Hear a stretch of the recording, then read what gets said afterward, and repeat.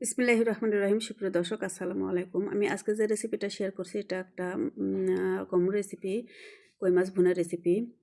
যেহেতু common recipe, অনেকেরই জানা রেসিপি এটা। যারা জানেন তারা ইগনোর করতে পারেন, আর যারা নতুন রাঁধুনি তাদের আশা করছি কাজে দিবে। তারা পুরো ভিডিওটি স্কিপ না করে দেখে নিতে পারেন, আশা করছি কাজে দিবে। তো আমি চলে যাচ্ছি এবার মূল রেসিপিতে। আমি রান্নার জন্য এখানে 6 পিস কই মাছ নিয়েছি। বড়গুলো আমি মাঝখান থেকে কেটে নিয়েছি, আর 3টা আস্ত রেখেছি। কই মাছগুলো আমি ভালো করে ওয়াশ করে নিয়েছি লেবু পানি দিয়ে। এবারে একটু সামান্য লবণ আর হলুদ দিয়ে মেখে মাছটা একটু ভেজে নেব।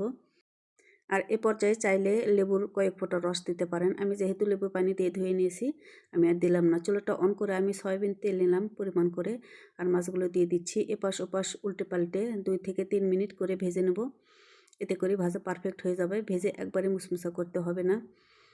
তো এরকম লুক আসা পর্যন্ত আমি ভেজে নিয়েছি, যেটা ভিডিওতে দেখতে পাচ্ছেন। আমি মাছগুলো তুলে নিচ্ছি এবার। সেম প্যানে আমি রান্না করব। 1 কাপ পেঁয়াজ একটুখানি ভেজে নেব ব্রাউন কালার হয়ে আসা পর্যন্ত, যেটা দেখতে পাচ্ছেন। আর দিয়ে দিচ্ছি 1 টেবিল চামচ আদা রসুনের পেস্ট, আর 4 টেবিল চামচ আমি দিয়ে দিলাম পেঁয়াজের পেস্ট। পেঁয়াজের পেস্ট এখানে গ্রেভির কাজ করবে, আর পেঁয়াজ যেটা বেরেস্তা করে নিলাম সেটা একটা বেরেস্তার ফ্লেভার ছড়াবে আর কি। তো এবার আমি শুকনো মশলাগুলো অ্যাড করব। সামান্য একটু পানি দিয়ে নিলাম। মরিচের গুঁড়া দিচ্ছি 1 টেবিল চামচ থেকে একটু বেশি।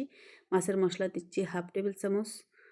আর ধনিয়া জিরার গুঁড়া দিচ্ছি 1 টেবিল চামচের একটু কম।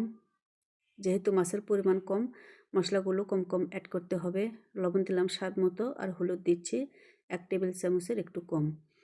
তো আমি ততক্ষণ ভুনিয়ে নিলাম যতক্ষণ না মশলা থেকে তেল ছেড়ে দিয়েছে, দেখতেই পাচ্ছেন যেটা। আর এবার আমি 2 কাপ পানি অ্যাড করে দিলাম। মাছটা দিয়ে দেবো, ভাজা মাছগুলো। আর রান্নার প্রসেসে কিন্তু মশলার ইউজটা ইম্পর্টেন্ট। একেবারে বেশি হলে যেমন খেতে ভালো লাগে না, আর কম হলেও তেমনই পারফেক্ট স্বাদ আসবে না। তো আমি মাছটা নেড়ে ঢাকনা দিয়ে রান্না করে নিচ্ছি, আর ফিরবো একেবারে রান্নার শেষে। কিন্তু মাঝখান থেকে আমি ঢাকনা খুলে কয়েকবার নেড়ে চেড়ে দিয়েছি যাতে তলানিতে লেগে না যায়। আর মাছ রান্না আমার কমপ্লিট শেষের দিকে। আমি এবার চুলাটা অফ করে নেড়ে চেড়ে মিশিয়ে নিচ্ছি আর কি।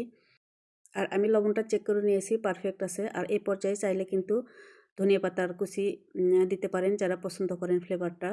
আর আমি দিচ্ছি না, আমি দিচ্ছি 1 টেবিল চামচের মতো ভাজা জিরার গুঁড়া।